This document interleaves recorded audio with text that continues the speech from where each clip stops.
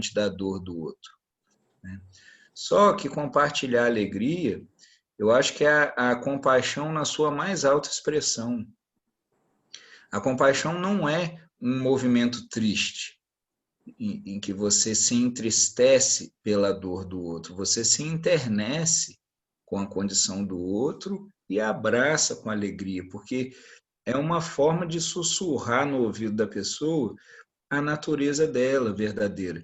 Você vê, a criança, pelo ambiente familiar mais difícil que ela tem uma alegria sem causa. Quem convive com crianças de antes de 3 anos, especialmente, vê, ela é risonha, né?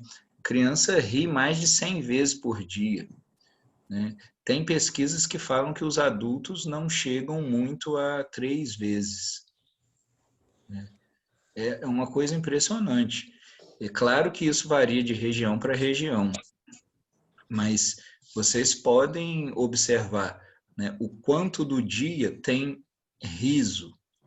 Riso espontâneo, riso genuíno, né? Quantos momentos do dia você sente seu olho brilhar, o seu semblante relaxar, entende?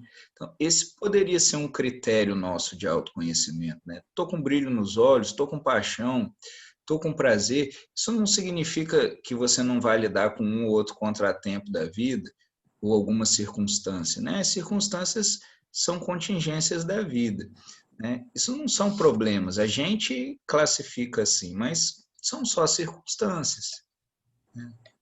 Então, ter que consertar um carro que quebra é uma circunstância de ter o carro e usar esse veículo, né?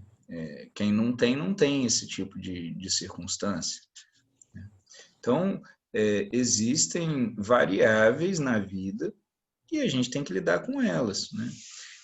Agora, a nossa vida não precisa de condições perfeitas para ela acontecer alegremente. Isso depende muito mais de uma atitude do que de um contexto. Óbvio que alguns contextos favorecem a nossa vida, favorecem o despertar dessa alegria natural que nós temos, né? Então, a gente, inclusive, pode trabalhar para que esses contextos estejam presentes, né? Mas, assim, no frigir dos ovos, a gente percebe que eles são muito mais um espelhamento do que se passa internamente do que o contrário, né? O ambiente de fora, por exemplo, como a Rita estava falando, assim, né? Você vê um campo florido, uma cidade florida, é claro que enche os olhos, que é mais confortável viver num ambiente desse do que numa cidade feia, mal cuidada, ou numa casa também. Então, por que a nossa casa a gente cuida com carinho, escolhe um objeto, um quadro para pôr? Em princípio, nada disso é necessário. A gente pode viver sem isso, talvez. Mas teve eu não sei se foi uma pesquisa ou se constataram isso, fizeram um conjunto habitacional uma vez, sabe aqueles caixotinhos assim? E passado um tempo, muitas pessoas saíam dali, porque não aguentavam viver num lugar assim, que era só uma caixa para você dormir, e iam buscando, né, coisas melhores. Então, a beleza é uma aspiração humana também, a alegria, né?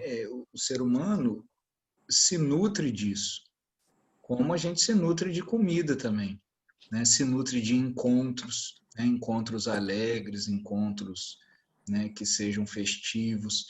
Isso é tido, né, no nosso espírito atual, né, que é mais capitalista, que tem uma mentalidade aquisitiva e acumuladora, né, como desperdício, né? Então tem que fazer algo produtivo, como se só, e especialmente financeiramente, né?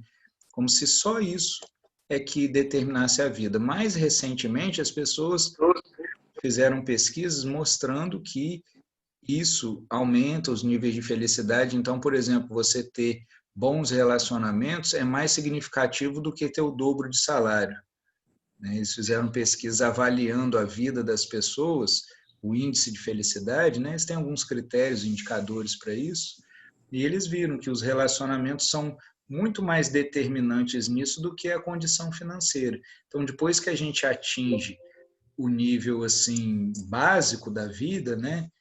Em que o necessário está atendido, ou até mesmo um pouco de conforto, mas não faz diferença. Então, são estudos interdisciplinares, né, com psicólogos, sociólogos, economistas, eles viram uma curva que é mais ou menos assim, né? Então, nesse eixo está o índice de felicidade e nesse aqui as aquisições materiais.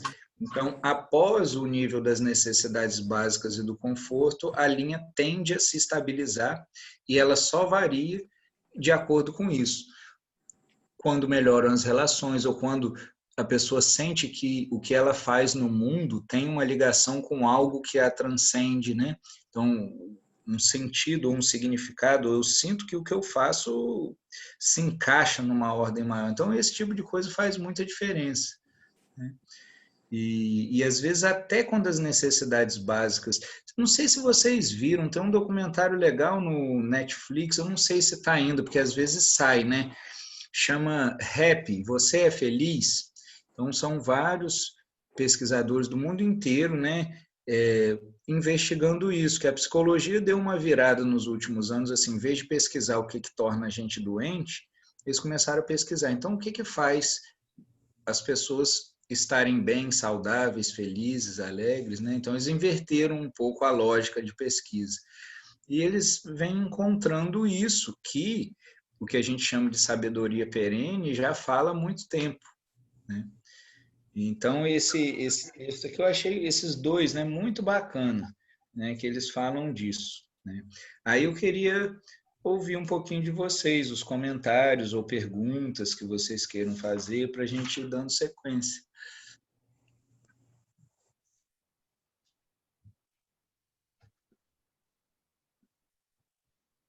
Mas você fala em relação à felicidade? Em relação aos textos, né? Primeiro, pelo menos, que a gente colocou, um deles é a alegria e o outro é o com prazer. Esses textos estão no grupo.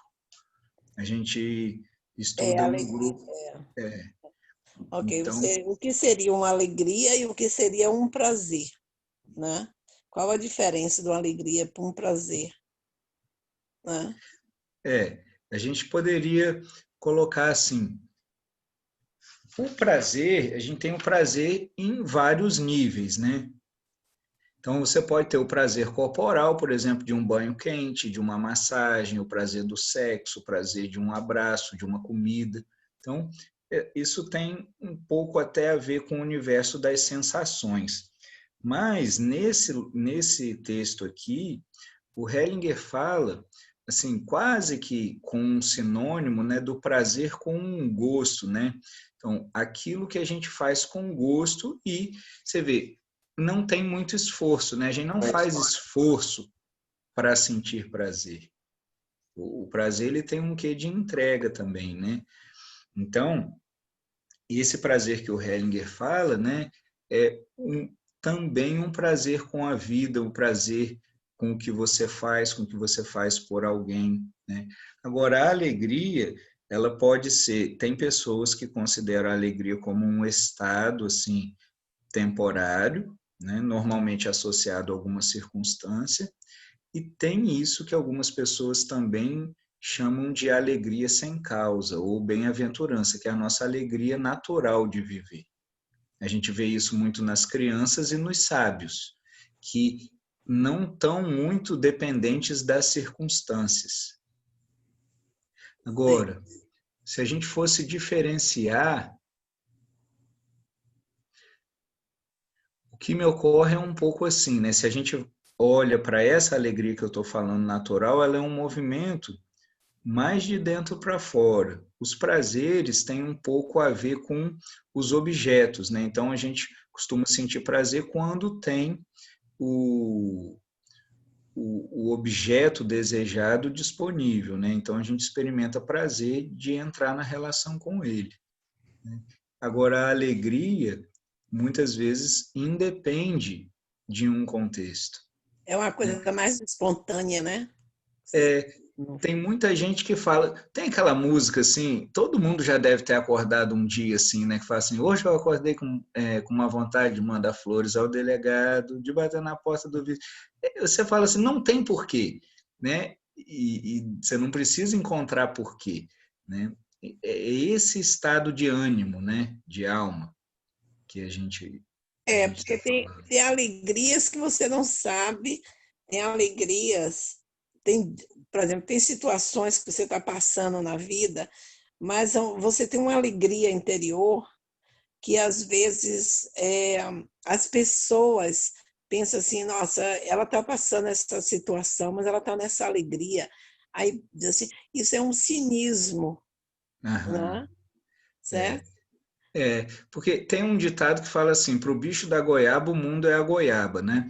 Então, Uhum. quem não conhece isso vai olhar e vai ver como disfarce, ou Como como mecanismo. disfarce, né? Como É, disfarce, diz assim, nossa, como aquela mulher cínica está passando o maior problema e está naquela alegria, está sorrindo, é, tá naquela espontaneidade, né? Você, de vez em quando você encontra essas situações também, né? Mas não sabendo aham, que a nossa alegria, como você falou, ela é de dentro para fora, ela é, emana, né? é. Ao Claro, estudar, é, tem contextos que favorecem que isso floresça, né? Então, tem floresce. uma pergunta ali, é possível desenvolver essa alegria? Então, eu só trocaria o desenvolver por ou reconhecer, ou perceber, ou florescer. Então, isso pode florescer na gente. Porque o desenvolver dá uma ideia assim de que a gente vai treinar isso ou fazer coisas para, quando na verdade isso é uma condição disponível, como a paz, né? Tem a paz que é a paz entre guerras, tem a paz que é a paz, por exemplo, de uma trégua, né? Tem a paz depois de uma situação conflitiva e tem a paz que está para além disso tudo, né? Às vezes faltam palavras para a gente diferenciar essas coisas. Então, essa alegria a gente não precisa desenvolver, a gente mais ou menos dá chance para ela aparecer, né? Se tem uma É verdade. atitude, eu acho que a gente possa ter, é a de dar espaço para ela, né? Uma das coisas que eu acho que ajuda muito nisso é tirar a noção de finalidade, porque a alegria ela está sempre aqui, né? Ela não está num futuro, a gente experimenta ela sempre agora, né? Então, se a gente torna a nossa mente assim menos finalista ou teleológica, né, que é sempre colocando algo lá na frente, isso tem mais chance de aparecer, né? Então, eu acho que é o Dalai Lama que fala assim, a gente deveria colocar a alegria como companheira da jornada, não como meta. É Porque verdade. chegue onde você chegue, você chega alegremente, É né? verdade. Porque eu não conheço a constelação familiar, né? Eu nunca,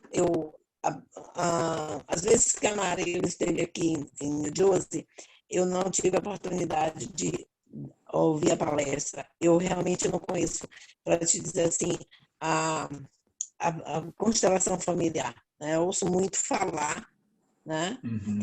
Vejo alguns artigos, como eu vi no WhatsApp que a Marília mandou alguns textos, né? Mas eu não sou assim profundo, não estudei, nunca fiz, né? Uhum.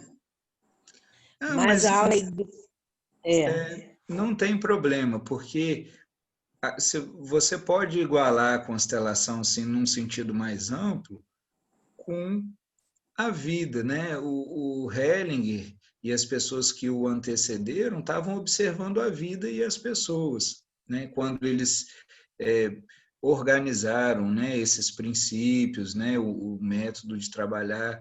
Na verdade, eles estão olhando para o movimento da vida. Então, isso que a gente estuda hoje nas constelações sempre existiu, né? Ela é da ordem da vida. Uma das razões pelas quais o Hellinger não quis que isso fosse exclusividade de uma determinada área.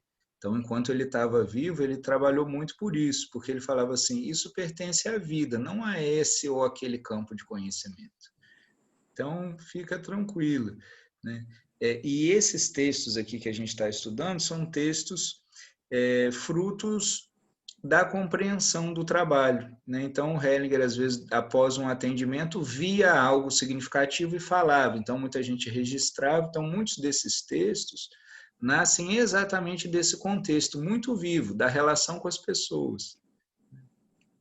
Então, é mais ou menos esse o nosso campo aqui de E é tão estudo. interessante que no próprio texto da alegria, ele comenta aqui das recordações dolorosas e ele fala da questão da perda de alguém, né?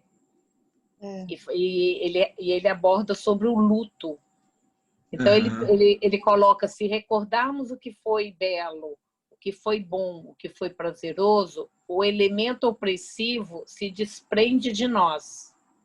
Aí, apesar do luto, recuperamos nossa alegria.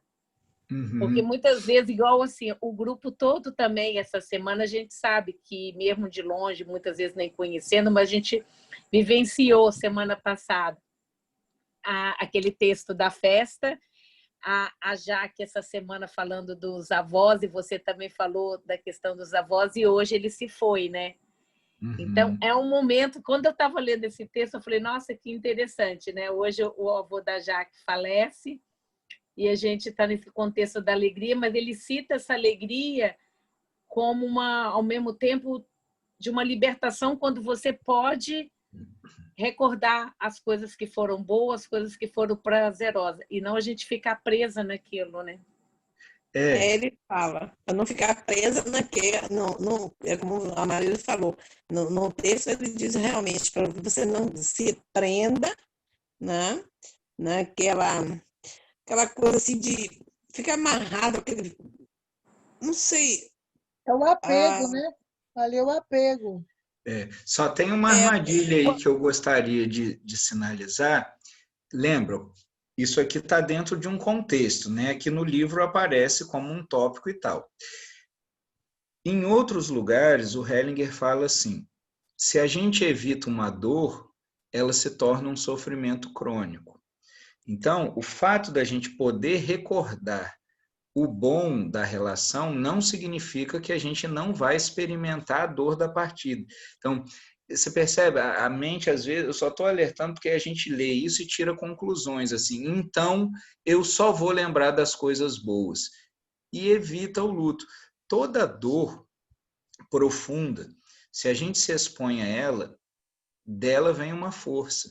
Então, hoje a gente vive uma cultura que evita muito entrar em contato com sentimentos e com circunstâncias, né? Antigamente as pessoas faziam um velório, às vezes, de mais de um dia na casa, na sala, onde eles costumavam jantar. Isso, algumas pessoas devem ter até participado de algum velório assim. Eu nunca tive essa oportunidade, mas muita gente aqui já teve. E eles faziam isso. E o velório significa o quê? Velar. Velar a pessoa que está partindo, velar os familiares que estão ali. É um zelo. Hoje, é tão interessante, eu vejo assim, as pessoas falando que vão a um velório, elas falam assim, eu vou dar uma passadinha lá, eu tenho que dar uma passadinha. Como se fosse um negócio assim, corriqueiro, entendeu? Vou dar um pulinho ali no shopping que eu tenho que comprar uma bateria de celular, entende? É uma coisa assim muito esquisita. Tem gente que fala assim, não gosto de velório, não. Não estou dizendo que tem que ir, entendeu? Todo mundo é livre, mas o problema é quando você não pode experimentar a riqueza que a vida oferece. Então, poder vivenciar tudo que a vida oferece, entende? Por exemplo, às vezes pessoas se fecham com seus motivos para um relacionamento. Aí você fala assim, não, já sofri demais, não me abro nem a pau mais. Puxa vida, é a mesma coisa que você está na praia e você não tomar um sorvete porque ele vai acabar. Entende? Não é porque ele vai acabar que você não vai desfrutar. Toda relação nossa vai acabar. Né? Todo mundo vai partir. E nem por isso a gente vai deixar de se relacionar. Né? Não quer dizer que a gente tem que se jogar aos leões. Se você percebe que uma relação é muito destrutiva, óbvio, você tem o direito de manter uma distância que seja saudável e segura. Né? Mas estou dizendo das boas relações aqui. né? De se abrir, né? Então, isso é muito bom. Agora, depois que você se expõe a essa dor da partida, naturalmente esse olhar surge, e aí começam aquelas recordações carinhosas, alegres, e você começa a ver o quanto aquela pessoa vive dentro de você. Entende? Eu pus aí o poema que eu escrevi para minha avó, né, para assim, dedicando a Márcia, né, que está com a vozinha dela lá também.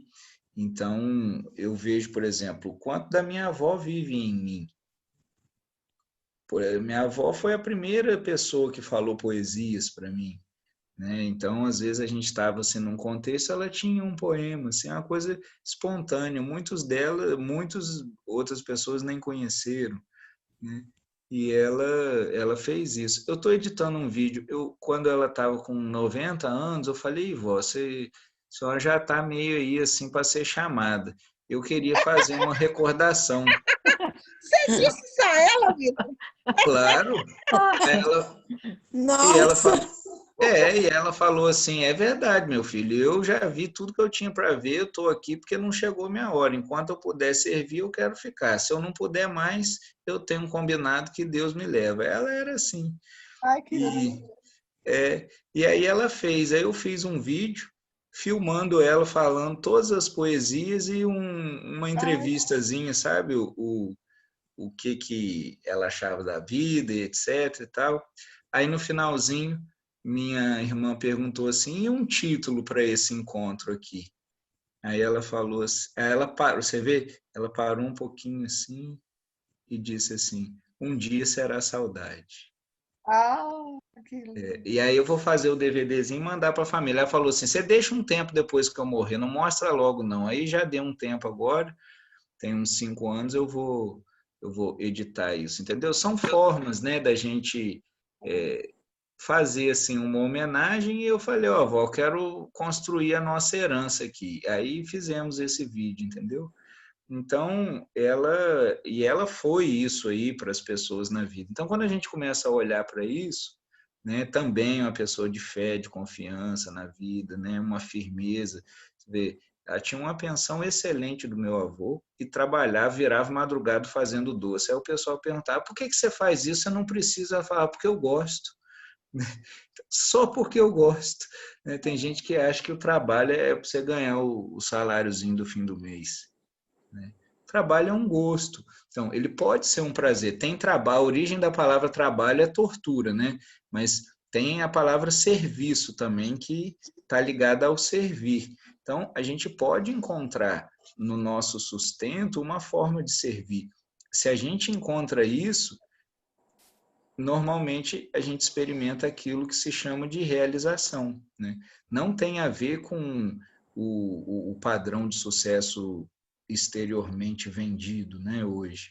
Isso tem a ver simplesmente com o prazer de fazer, você fazer com gosto. Aquele trabalho que você fala assim, eu pagaria para fazer isso aqui. E muita gente começa o trabalho assim, às vezes financiando até ele poder andar com as próprias pernas. Muitos terapeutas começam assim também, né? Às vezes o comecinho não é muito fácil.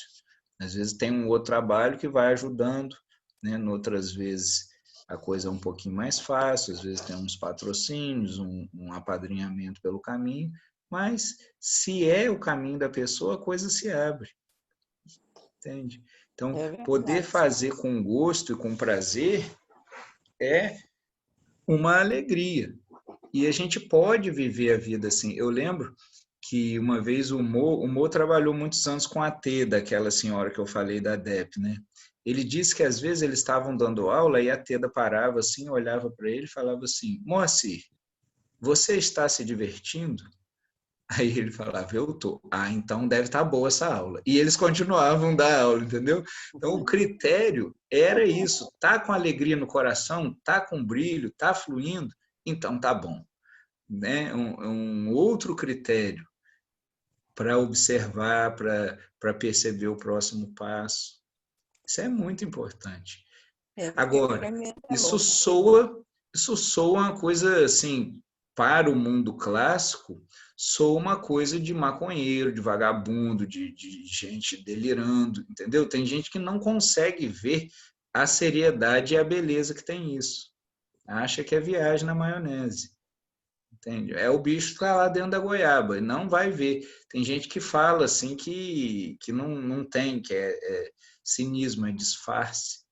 Né? Mas até que a gente encontre uma pessoa que faz isso verdadeiramente, né, talvez a gente possa achar que isso é só um sonho. Mas tem gente aí vivendo de carne e osso isso, pertinho da gente, o tempo todo. E aí quando a gente encontra alguém assim, essa realização inspira em nós a nossa própria realização. Então a gente olha para o outro e fala, bom, se ele conseguiu também, eu sou da mesma espécie, por que não? Isso não é para um grupo de privilegiados. Isso é para o grupo que aceita o convite. Né? Esse convite está sempre sendo feito a nós. A vida ela está sempre convidando. Quando a gente tem filhos, né? Primeira vez que eu ouvi isso, ficou um pouquinho distante. O Hellinger fala que quando um casal tem um filho, eles são tomados a serviço da vida. Né? Bacana, tal assim, mas eu fiquei olhando. Quando veio o parto do Miguel, não dá para descrever o que, mas eu senti, sabe quando vem aquelas bolas de neve, aquela avalanche, ou então aquelas enxurradas d'água, cabeça d'água na cachoeira, assim, que vem tomando. Eu senti um negócio daquele tomando conta, e eu olhava a barriga da Lu, da minha esposa, era um portal, assim, né? Parecia uma tela, e começou a aparecer imagens.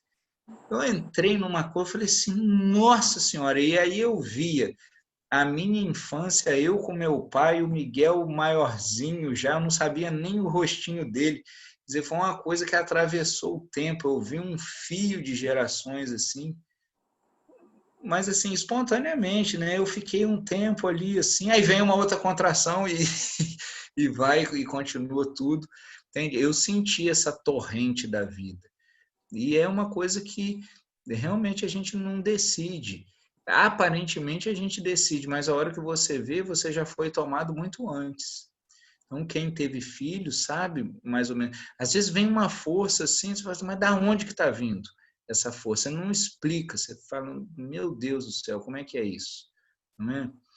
Então, essas coisas nos ultrapassam. Então, às vezes você está lá à noite sem dormir, aí vem aquela carinha assim, dá uma risadinha e está tudo certo, está tudo em paz, né? Quando eu ouvi essas coisas antes de ter filho, eu falava, ah, isso aí é conversa para Conto de aguentar. fadas. É conto de Mas, fadas. Não, isso é o amor. mas Né? é verdade, é uma coisa inexplicável e não tem lógica, né? É como se apaixonar. Apaixonar não é nada lógico também, né? Nada dessas coisas são lógicas. Elas são completamente desarrazoadas. Graças a Deus, não tem razão para isso. Acontece e a gente se alegra. E aí o São nosso... É o Oi. amor, né? É o amor. Então, tudo que fazemos por amor gera amor, né? Então, ele vem assim à tona e a gente atordoada e querendo entender as reações, né? Por mais que a gente estude, a gente sempre está se atrapalhando um pouquinho, né?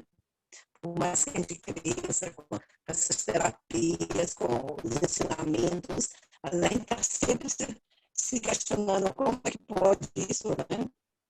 Imagina que não estuda, como se diz, que não tem um certo conhecimento, né? Não tem um certo conhecimento dessas reações. Aí não sabe nem de onde vem, né? Nós sabemos, não é verdade?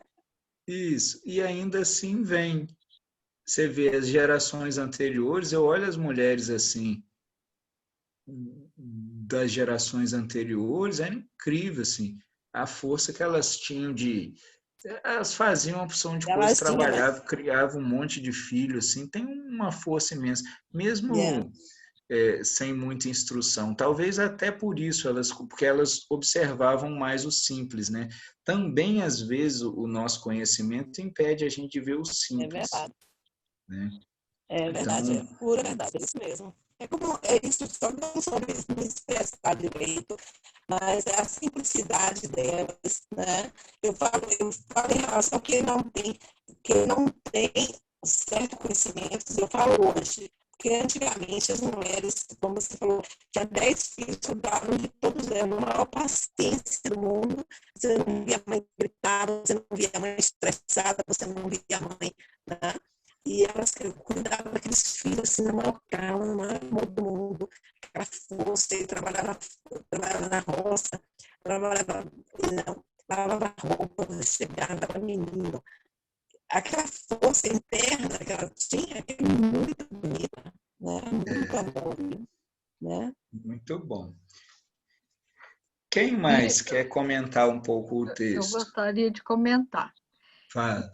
Então, eu li, era bem cedo quando eu li o texto, gostei demais. Até agora eu estava procurando para ver se eu achava para comentar bem em relação ao texto, mas não achei, não. Então, eu vou comentar do que vocês estão falando, né? Que é o tipo da coisa assim que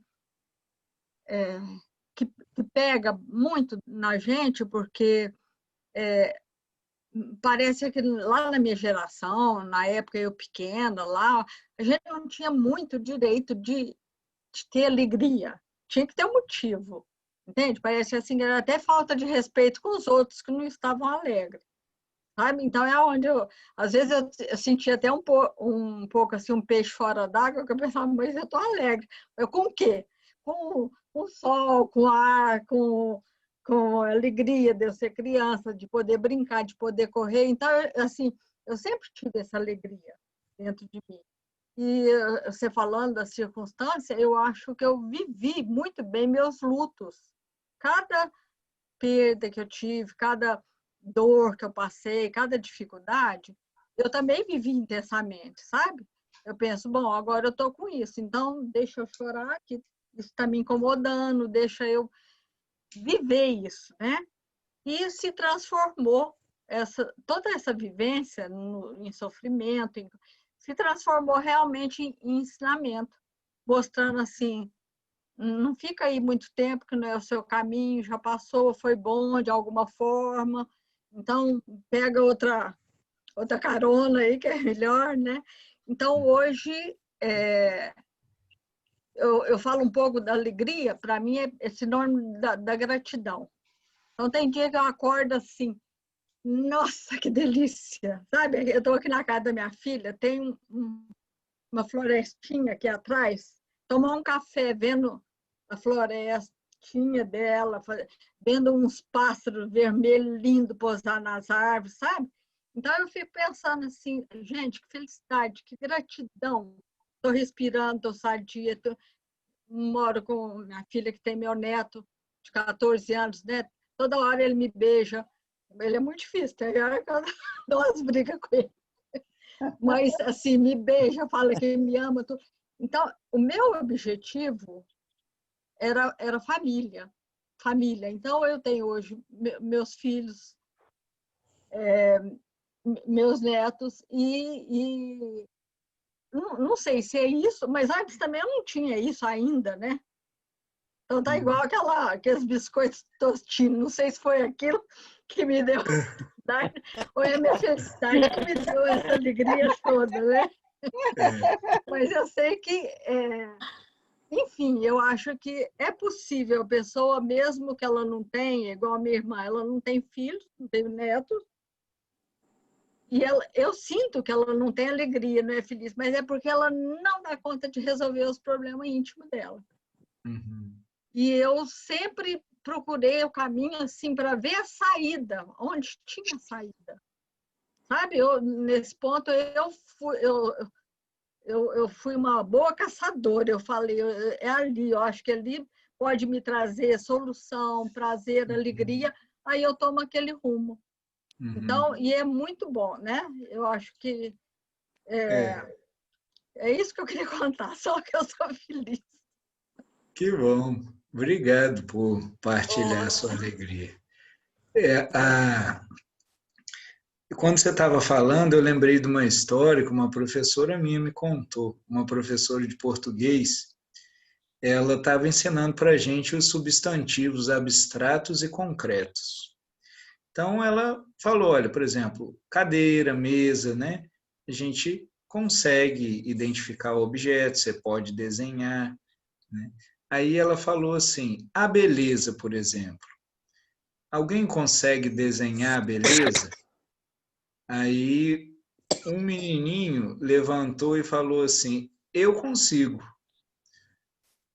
E foi lá e desenhou uma menininha no quadro, né? Você vê, essa professora não queria ensinar, ela estava disposta a aprender, porque quando ela perguntou, ela imaginou que ninguém ia fazer, né? Mas um menino foi lá e fez.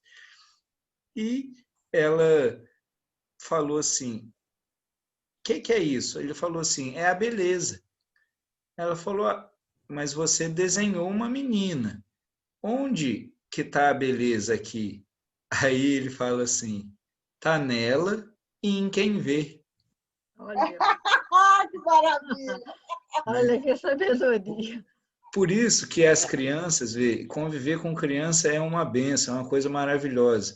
E eles trazem esse olhar fresco que não está comprometido com o certo. Ele não estava preocupado em dar a resposta certa, ele estava livre para experimentar junto com a professora. E ela era também uma atmosfera que não censurava. E aí, quando a gente tem isso, esse tipo de coisa acontece.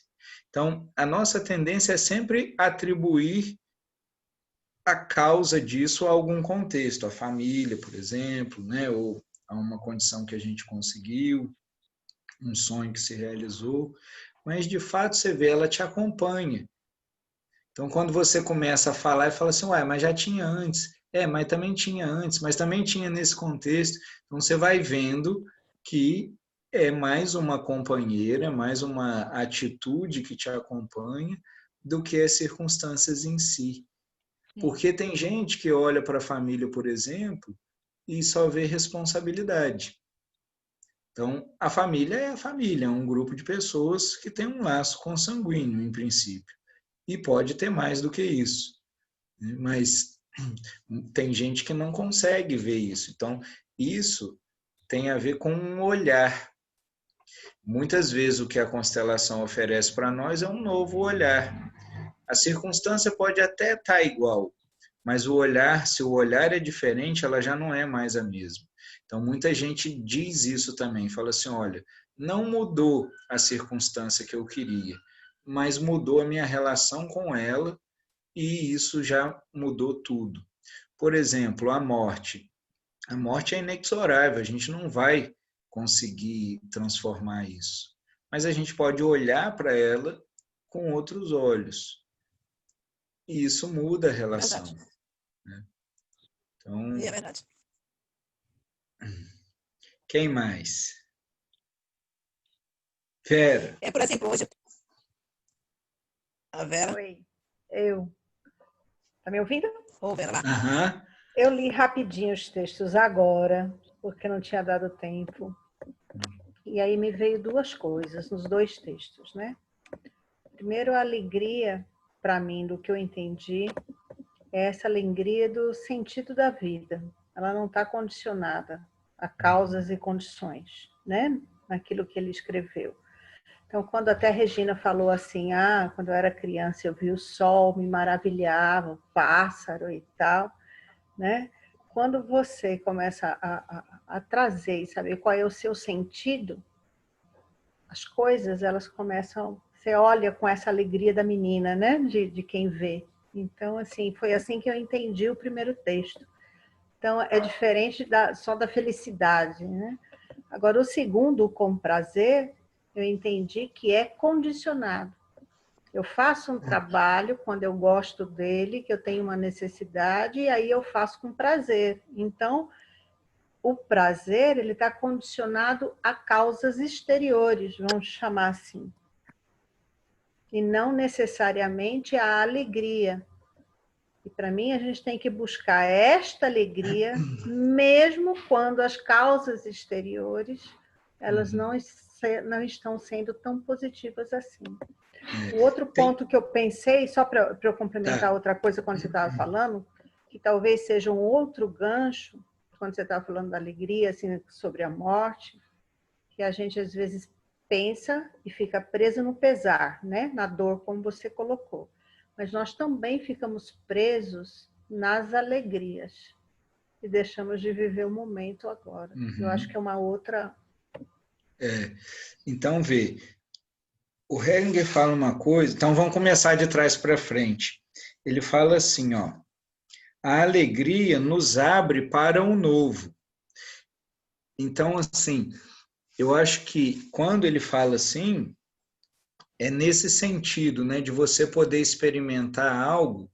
Por exemplo, se a gente está olhando para alguém que partiu e se depara com a alegria de ter convivido com ela, de ter essa pessoa dentro e tal. Essa é uma coisa que move para frente, né?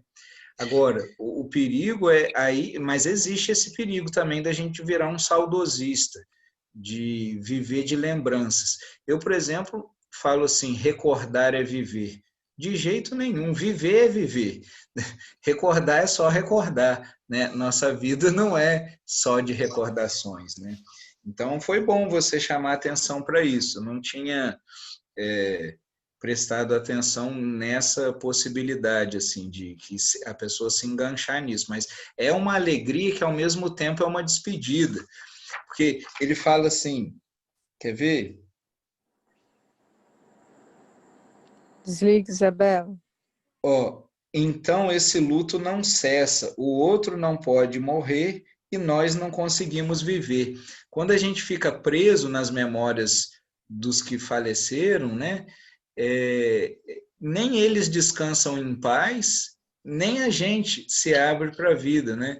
Então, é algo também que parece que tem uma duração. Dura, a gente vai e solta e vive um novo. E você pode até fazer algo. Por exemplo, eu contei da minha avó aqui, né?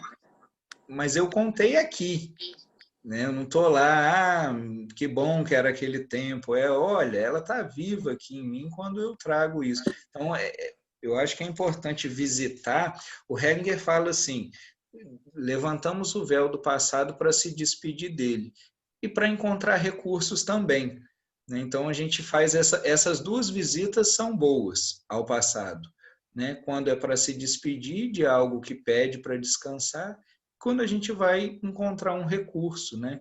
Por exemplo, um olhar de alguém que fez a gente se sentir amado, considerado, respeitado. É um recurso maravilhoso, porque no momento em que isso aconteceu, a gente pode dizer que esse é um instante eterno. Quando alguém olha com amor para outra pessoa, isso é um instante eterno. Isso não é uma coisa que ficou lá atrás, né?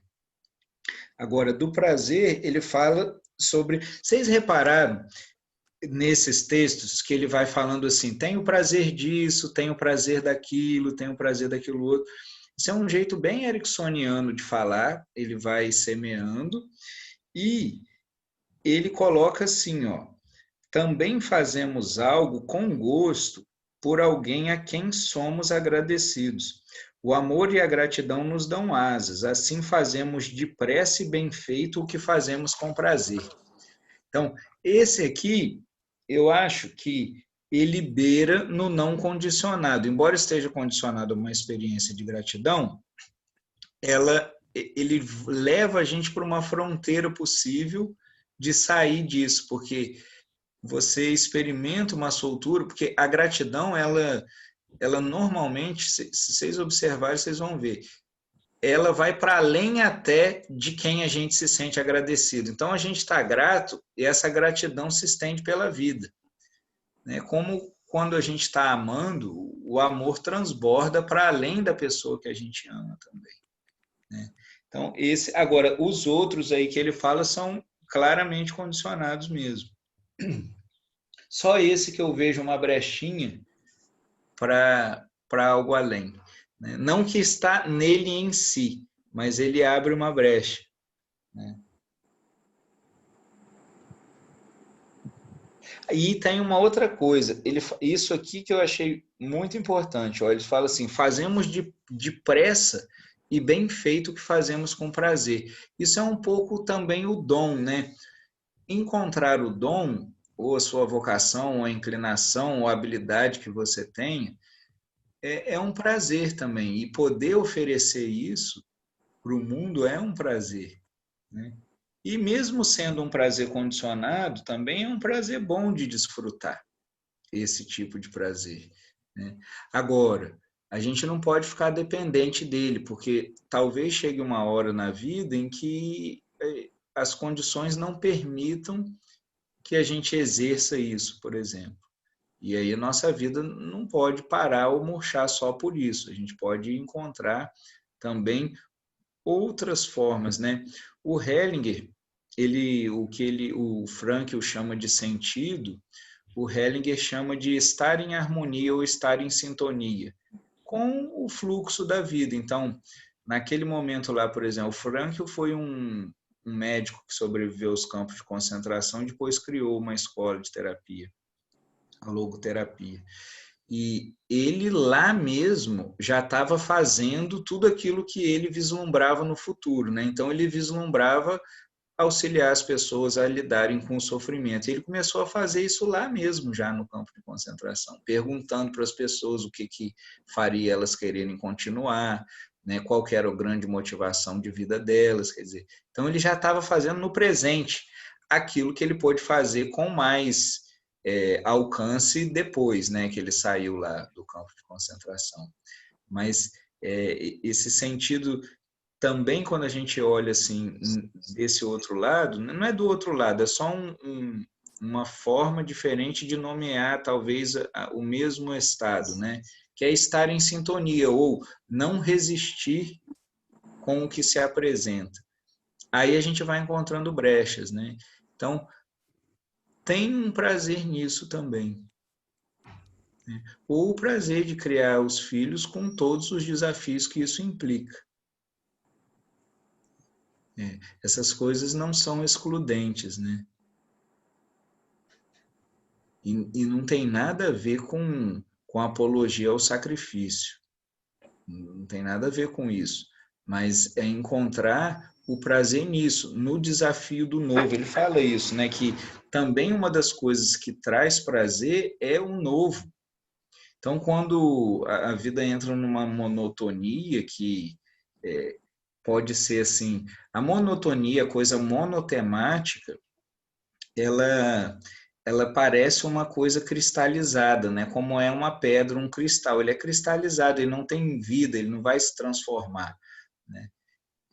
Você vê, uma vez eu vi um estudo de atletas de alto desempenho, muitos deles, depois que aposentavam, ou alguns deprimiam e outros tinham algum tipo de vício, porque é uma vida monotemática por muitos anos, 12 horas de treinamento fazendo uma coisa só. Aí, de repente, tira, né? E as pessoas ainda têm uma vitalidade, um vigor alto e ficam meio perdidas. Não é raro isso acontecer. Então, também a nossa saúde passa muito pela diversidade, né?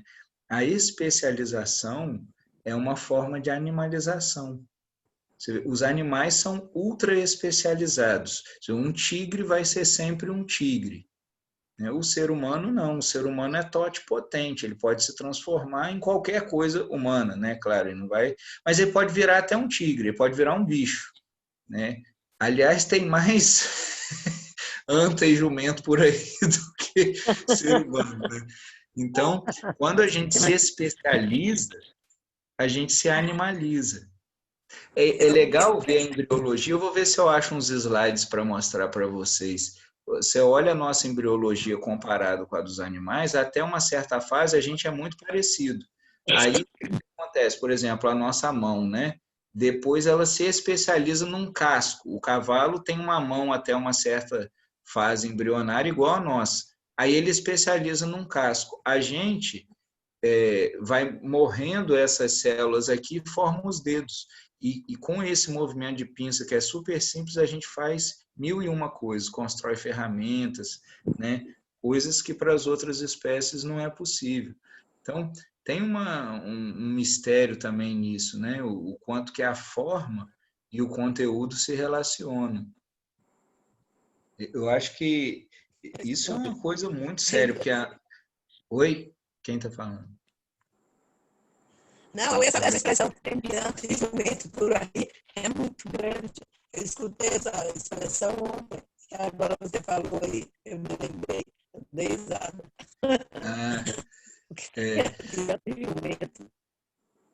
Tá chiando, para você está chiando um pouquinho o microfone dela também? Eu tive um pouquinho de dificuldade de ouvir. Ela deve estar com a mão no microfone, sabe quando segura? Segurando, né? Então, eu estou segurando aqui. Aí eu estava falando da especialização, né? E tem assim, tem a especialização dentro da profissão, mas tem a especialização na vida, né? Por exemplo, tem gente que especializa em ser só profissional. Quer dizer, a vida é todinha o trabalho. E quando vai sair, sai com os colegas de trabalho para falar do trabalho, né? Ou só vive isso, entendeu? Não vive outras coisas, não tem outros, assim, outros prazeres ou outros apetites, né? Por mais que a gente ame uma coisa, ela não precisa ser, a nossa vida não precisa se tornar monotemática por conta disso. Pode até, mas é um empobrecimento, né? Um ser que é dotado de tantas capacidades como é o ser humano, ele ficar exclusivista. É uma pena, é um desperdício. Tudo pode, mas parece um desperdício. A nossa educação hoje é predominantemente cognitiva também, né? Você vê que a primeira coisa que excluem dos currículos é a arte, que é uma das atividades, assim, talvez mais livres, né? Em que a pessoa mais se sinta livre para criar. Porque não tem certo, não tem o que tem que ser, né? Não sei se alguém aqui trabalha com arte, né? Mas é muito interessante. Eu tenho uma senhora que eu atendo, ela é artista e também educadora, né? Deu aula há muitos anos, agora ela está parando. Mas ela falava assim que era interessante que ela via um perfil assim, ela dava aula de desenho, de pintura, várias técnicas, né? Então ela via assim que as pessoas que eram mais certinhas preferiam aprender desenho, porque vai fazer o desenho preciso, né? Aí ela sugeria a pintura, para a pessoa sair um pouco do controle e experimentar a forma livre. Por exemplo, você pedir para uma pessoa controladora fazer aquarela é super interessante, porque ela vê aquele negócio borrando, né? É uma experiência bacana. Tem gente que trabalha terapeuticamente com esses recursos também, né? E você vê, dentro ainda do universo assim mais livre, que é a pintura, a pessoa opta pelo desenho que vai exigir uma precisão, né? Então, ela como, né, não só dá, ela tinha esse olhar, sabe? Muito, muito bacana esse jeito assim, né? E aí convidava a pessoa a falar assim, a pintura me relaxou, porque ela sai daquela precisão, né? Como o Fernando Pessoa, que tinha um óculos, né, eu não sei qual que era exatamente o grau, mas era, sei lá, algo assim em torno de 6, parece, a miopia dele, e ele tinha um óculos com 3 graus. E aí, quando perguntaram para ele por que ele tinha um óculos de 3 graus, ele fala assim, Deus me livre da ditadura da nitidez. Eu quero formar minhas próprias imagens.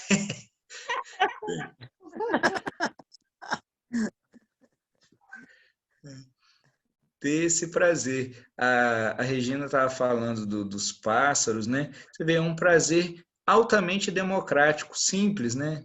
Todo mundo pode desfrutar disso, de um prazer desse. Super democrático. O céu, né? O mar, não, nem todo mundo tem esse prazer de poder ver assim, mas o céu tá para todo mundo, né? Não tem quem não possa desfrutar isso. E todo dia é uma aquarela de cores, é uma coisa maravilhosa. Eu não vi sempre assim, não, né? Mas eu fui tendo o meu olhar assim foram sinalizando, assim, não com intenção, né? Eu tenho um professor amigo que ele manda todo dia foto da janela com o nascer do sol. Eu comecei a reparar aquilo, eu comecei a acordar cedo também para olhar, né? Aí agora virou um gosto. Parece até compromisso, né? Acordar cedo, mas é um gosto. E o dia começa manso, começa calmo. É uma delícia. Às vezes eu pulo um dia, eu durmo mais um pouquinho, mas sempre que dá eu gosto de ver o sol nascer. É uma delícia, né? Desde que seja um gosto. Mas se a gente se propõe assim, então agora eu vou começar a acordar para ver, aí já é um compromisso, não é um prazer. Por isso que aquilo que tem gosto, que tem sabor, é o que o Hellinger faz. A gente faz depressa e bem feito, faz sem esforço. Tem dedicação, você vê, tem um movimento, tem uma energia que você oferece para aquilo. Só que não é sacrifício, não é disciplina dura imposta. De tanto gostar, você vê uma pessoa às vezes aprendendo música, ela está parada, ela está batucando, fazendo ritmo, sabe? Ou dedilhando assim, se ela está aprendendo um instrumento de corda. Você vê que ela está ali, ela está ouvindo, ela está prestando atenção, né? Está treinando, mas não está se esforçando naquilo. Então, isso eu acho maravilhoso. E dá para a gente ir colocando a nossa vida mais com esse tom aí, com esse colorido. Óbvio que não é muito interessante, porque pessoas assim consomem menos também, né? Elas ficam com mais contentamento e precisam de menos coisa fora. Então, isso não é muito interessante num ambiente que vive de venda, né? Nada contra o comércio, tá? Mas as seduções, né, ou as falsas promessas, eu acho que não é legal, né? Vitor, quando eu comentei, eu falei que delícia, assim, o sol, aquela alegria de ver, mas eu também não tem nada, coisa mais linda do que uma paisagem com neve, né? Uhum. Como a Rita falou aí, o outono é a primeira ou segunda quinzena de outubro, que as folhas começam a amarelar, realmente é um espetáculo imperdível. Se puder vir nessa época, você vai apaixonar também pela paisagem, é maravilhoso. Então, eu acho assim que a tem neve tudo aí isso. Você pula, tá, Regina? Oi? A neve aí você pula. Não, mas assim, pula aí essa parte. Pula aí essa parte. Não, como tem gente que ama praia, né? Eu acho lindo tudo, mas eu gosto de montanha. Adoro montanha, assim, né? Para fazer caminhada em trilha, essas coisas. Mas então tudo, eu acho assim que por que não desfrutar de tudo isso que dá alegria, dá prazer? Eu podendo, eu vou. Se tem alguma coisa, um impedimento, tudo, aceitar, igual problema de doença, aceitar e ver o caminho para a cura, tudo. Mas uma hora passa, uma hora a gente resolve e pode desfrutar daquela alegria que é uma coisa muito... Você quer ver uma coisa? A gente está falando da alegria, tem o humor também, né? Às vezes, as terapias, a constelação, por exemplo, especialmente aqui no Brasil, ela ganhou um caráter, assim, até bem humorado, eu posso dizer. Então, tem horas que isso, assim, fazer uma intervenção com humor é muito mais efetivo do que de um jeito sério, sisudo, sabe? Então, isso também é importante. Assim. Estou falando porque muita gente aqui está nesse contexto de estudar as terapias. Né? O humor é excelente. Né? Mas é interessante, né? Eu atendo um médico, ele estava falando esses dias que ele foi atender um paciente, ele falou, e aí, olá, tudo bom? Como vai? Se tivesse bom, não estava aqui. Né? Então, tem pessoas que estão muito dentro de um universo duro, assim.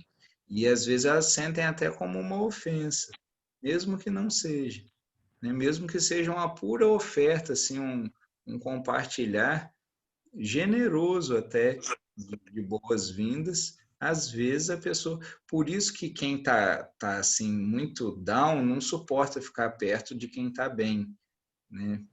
é uma coisa meio repelente. Esse é um paradoxo também. Normalmente a gente compartilha mais alegria com quem já é alegre do que com quem está triste. Porque a tristeza é uma coisa que coloca a gente mais para dentro, né? A alegria, ela irradia, ela é uma coisa, assim, tem uma natureza solar, né? Parece, ela tem um irradiar. Por isso que ele fala, a alegria abre para o novo e atrai pessoas. Tem gente... Eu me lembro, antes um pouquinho da pandemia, eu fui dar aula em Porto Seguro. Não sei, acho que não sei se eu comentei isso com vocês. Tinha uma moça, ela fazia tapioca, assim. Mas ela estava lá, assim, do jeitinho dela. Na dela, mas você chegava lá, ela dava um bom dia, assim, era um sorriso tão genuíno, assim, e dava vontade de comer todo dia a tapioca, entendeu? Então, é algo, assim, que ultrapassa muito o contexto, essa alegria que vem de dentro, que irradia, né? E aí tem uma alegria que a gente também viu num outro texto, que é se alegrar com o que o outro é. Que esse aí é o néctar da alegria, assim, nas nossas relações humanas, né? Se alegrar com o que a pessoa é, né? Nem aceitar ou tolerar, né, as diferenças, se alegrar com as diferenças e poder se alegrar com o jeitinho que cada um é. Às vezes surge, assim, uma coisa não tem muita explicação, surge um carinho por uma pessoa, assim, que ela é totalmente diferente de você, vocês não têm muita sintonia, mas tem um carinho. Eles podem não ter muita afinidade, né, de gostos ou de interesse, mas você desenvolve um carinho e aprende a ouvir aquela pessoa com carinho. Essa é a alegria de ver o outro como ele é. E isso, eu acho que dá para ir, perguntaram para desenvolver a alegria, mas eu acho que dá para desenvolver esse olhar de contemplação, de apreciação, né? E ver assim as nuances. Aqui, cada um de vocês já compartilhou um pouquinho da história, né, de cada um, a gente vai conhecendo, você vai vendo como a vida tem caminhos surpreendentes, como essas coisas se entrelaçam. Então, vai surgindo uma apreciação como a gente fica diante de uma obra de arte. A gente fica contemplando, vendo os traços, né, assimilando aquilo. Não só assim analisando, né? Uma vez eu fui ver uma peça da Nise da Silveira, não sei se eu falei isso aqui já, e atrás de mim tinha dois caras que possivelmente eram do teatro, assim, né? E eles ficaram igual duas matracas atrás, criticando a peça. E eu estava adorando a peça, porque eu não sou especialista nisso, então estava lá mais pela história da Nise para ver, do que para ver se a luz estava perfeita, ou se o cara fez um passo X, ou se ele não falou na altura assado. Eu falei assim, graças a Deus eu não conheço dessas coisas, porque eu estou desfrutando mesmo a peça. E os dois lá criticando, assim, do começo ao fim, sabe? Então eu falei assim, eu acho que não deveria haver, é um contrassenso ter crítica da arte, assim, nesse sentido, né? É diferente de você olhar, apreciar, desenvolver algum comentário, assim, né? Que nasce de uma exclamação, assim, você fala assim, nossa, isso me inspirou tal coisa. Por exemplo, tem uma amiga nossa aqui do condomínio, ela é a pessoa que eu conheço que mais está vivendo a quarentena, assim, ela está bastante tempo recolhida, né? E ela fez uma dança, ela é bailarina também. Ela filmou ela num corredor de 1 metro, assim, de largura, dançando, mas eu vou ver até se ela me permite esse vídeo aí, que eu fiquei com vontade até de pôr num slide, porque você olha assim, eu falei assim, nossa, eu vi o ilimitado no limitado, com ela dançando ali naquele espaço de 1 metro, e aí você vê a possibilidade de ir além das circunstâncias. É bonito, eu vou pedir para ela, vou mostrar para vocês um dia, se ela deixar compartilhar. É uma coisa assim incrível, né? Ela falou, é exatamente isso que eu queria passar. Aí isso que é bacana, né? Quando você pega a alma da coisa. simples, né? Feito num vídeo celular, mas com beleza e com verdade. Então, essas coisas alegram a gente, uma música, um poema, né? Um telefonema de alguém querido. Não é muito complicado, não. A Montenegro, puxa, como é o nome dela primeiro? A Fernanda? Fernanda. Oi? A Fernanda. A Fernanda é a nossa atriz. Ela falou assim, a vida é bem simples. A gente só leva uns anos para ver isso. Uma declaração mais recente dela, né? E a gente vida é alegria, né? A alegria é vida, estava escrito lá no livro. Então, alegrai-vos enquanto a chama arde. Enquanto a chama ainda arde. Os Zulus faziam isso que o Hellinger conviveu. Eles tinham esse estado contemplativo, ficava às vezes horas em silêncio e eles falavam assim, eu ainda estou vivo, eu ainda estou vivo. Né? Se dando conta da vida pulsando. Ô, Vitor, eles também se cumprimentam assim. Uma vez eu li alguma coisa que eles se cumprimentam assim. Você. A gente fala como vai você e tal, eles falam, você. Me esqueci agora, mas eles respondem assim: eu ainda estou aqui. Eles falam assim, tem alguém aí?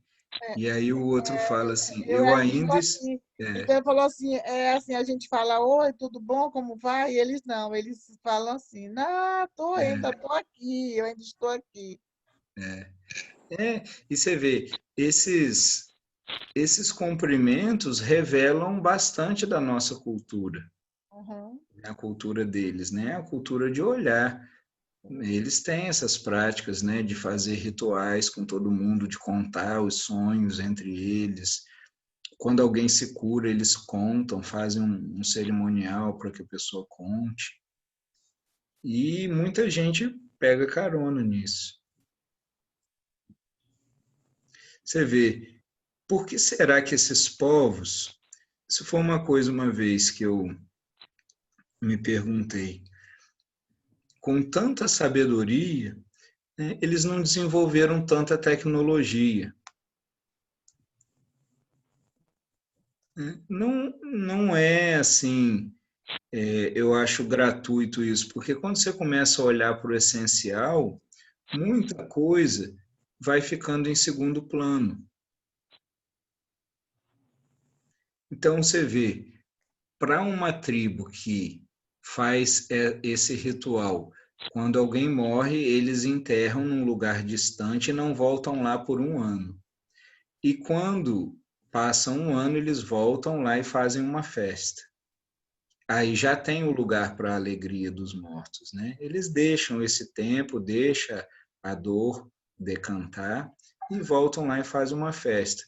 Por exemplo, um povo que lida assim com isso, ou como uma aldeia aqui brasileira, no Mato Grosso, que enterra os seus antepassados debaixo da rede onde eles dormem, né? Eles não põem longe, né? Porque eles se reconhecem. A gente pegou o nome dos europeus que chamam de índio, né? Mas eles se chamam filhos da terra.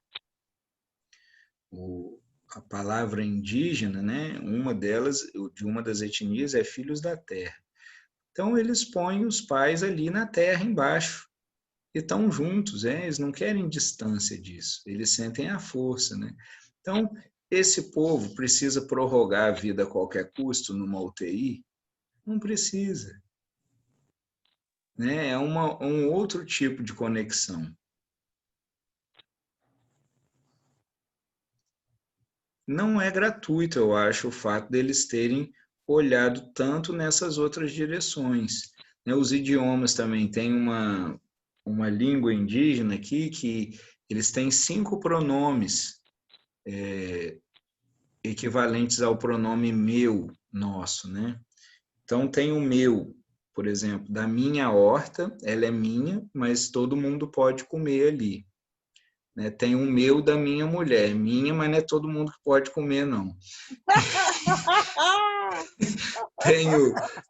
Tem o meu, por exemplo, do meu filho, que é meu, é minha responsabilidade, mas num certo sentido, todo mundo é responsável também na tribo. Eu fiquei tomando conhecimento agora de um grupo, quando nascem crianças perto, eles trocam os bebês, tipo troca de bebê na maternidade que a gente morre de medo, eles fazem de propósito, assim. Então, dali um tempo, você não sabe se o filho que você está criando é meu ou seu. Então, a gente olha para todas as crianças com igual responsabilidade. A gente olha e fala assim, a loucura desse povo, né?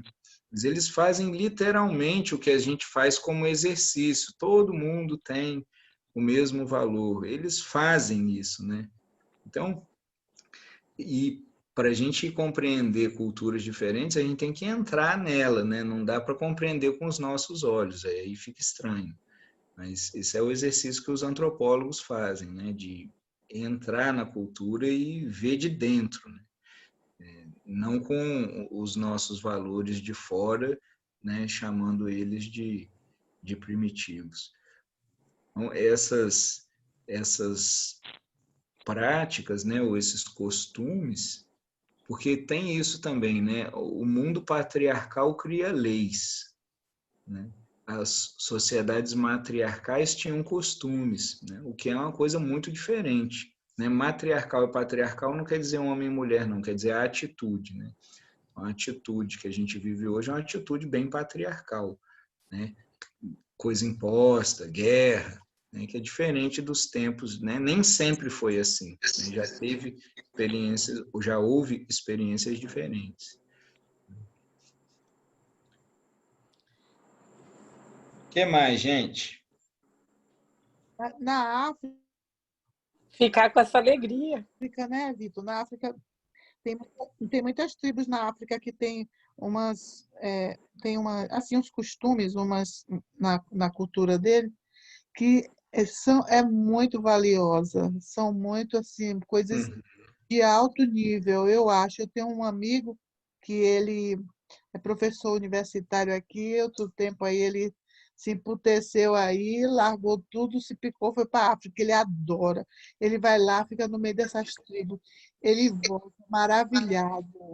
Ele me contou outro tempo aí que você pode levar, que ele foi lá e no dia de ir embora, ele fez uma cesta imensa de comida, de doce, de não sei o quê, levou tudo para as crianças lá de um lugar que ele frequentava.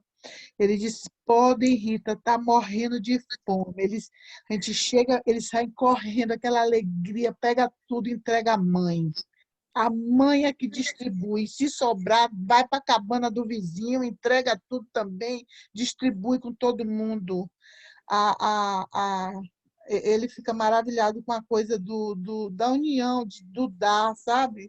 Não, porque ele levou a cesta para uma casa, então aquela casa podia ficar com tudo, né?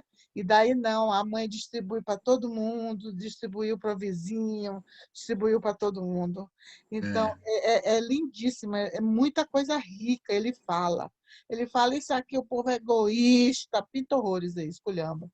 Aí ele vai para lá, fica lá 6 meses, fica lá 4 meses e volta. É maravilhoso. Eu tenho um casal de amigos que morou um tempo no Timor-Leste, né?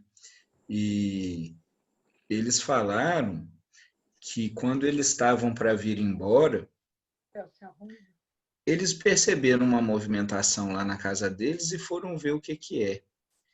Aí eles abriram a porta, na varandinha ali assim, né, que é quase uma calçada, no beiral, debaixo do beiral, um monte de gente com colchonete no chão, né, os amigos que eles fizeram lá. Então, um dos costumes dele é assim, quando alguém vai embora, eles dormem na porta da casa da pessoa. Como um sinal assim de reverência mesmo, né, a presença deles ali, fala assim, né, assim. E eles fazem questão de dormir ali na calçada, porque assim, não é o que você está oferecendo. Nós não estamos como hóspede aqui, é só por vocês.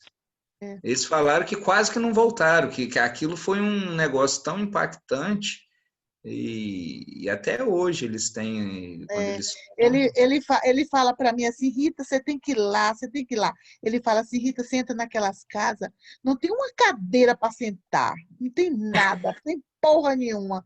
Mas o povo é tão alegre, aquela felicidade, aquela alegria de te receber. Ele diz que é impressionante. Então, provavelmente eles olham mesmo uns para os outros, né? Não está olhando para as circunstâncias. Na África, quando eles morrem, eles manifestam alegria. Aquele ser, né? Aquele ser humano que se foi, entendeu? Eles fazem um funeral com tanta alegria, porque eles querem perto aquele ser está perto, eles estão perto deles. Eles não se foram para eles, entendeu? O espírito deles, eles querem agradecer, eles querem, como se diz, eles querem agradecer, eles querem elevar aquele espírito, certo? Para que aquele espírito permaneçam com eles. E para permanecer, depende da luz que ele dá àquele espírito quando ele vai sair, né? Quando a pessoa morre. Então, ele não quer que... É por isso que eles cultivam a morte como felicidade, né? Entendeu? Entendi. Chiou um pouquinho, mas eu entendi. Deu para... Eu acho porque eles querem aquele ser vivo junto deles, certo? E para que eles possam ficar juntos, viver na mesma comunidade, para eles o que partiu assim como se fosse a carne se foi, mas o espírito permanece, tá? E tem que ser um espírito de luz, porque eles dizem, eu sou luz, eu sou amor. Então, eles querem viver naquela mesma vibração. Entendeu? Os africanos querem lindo a cultura deles. Lindo, lindo, lindo demais. O pessoal está começando a se despedir aqui. A gente está indo também já quase 11 horas. A gente pode, então, se despedir, né, com alegria e com prazer. Com muito gosto. Tem gente que voltou. Voltou de férias, Letícia? Oi, voltei, Vitor. Voltei de férias. Olha que cara boa quando a pessoa volta de férias. Várias ideias novas. Alegria, alegria, tá vendo? Alegria. Muito bom.